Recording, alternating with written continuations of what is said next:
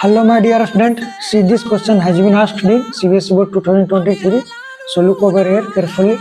Write the formula of the following complex using IUPAC norms.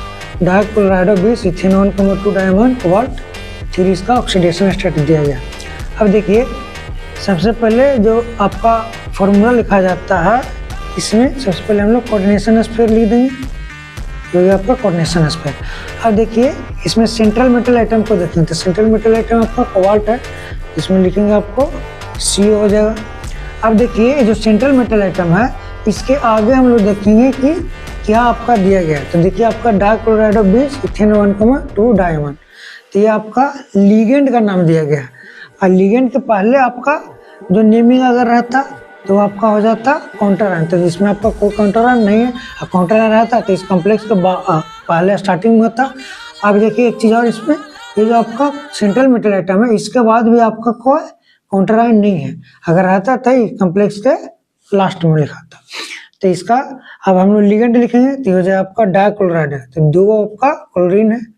अब आपका ethane 1,2 diamond, अब 20 लगा करने मतलब जो आपका इथिलीन डायमंड है ये 2 है, एन होल टॉस, ये हम लोग इसको शॉर्ट में सूचित करते हैं। अब देखिए जो कोबाल्ट का ऑक्सीडेशन स्टेट है 3 आना चाहिए। अभी जो कि इथिलीन डायमंड इसके ऊपर 0 चार्ज होता है, क्योंकि आपका न्यूट्रल लिगेंड है तो 0 चार्ज हो गया, ये -2।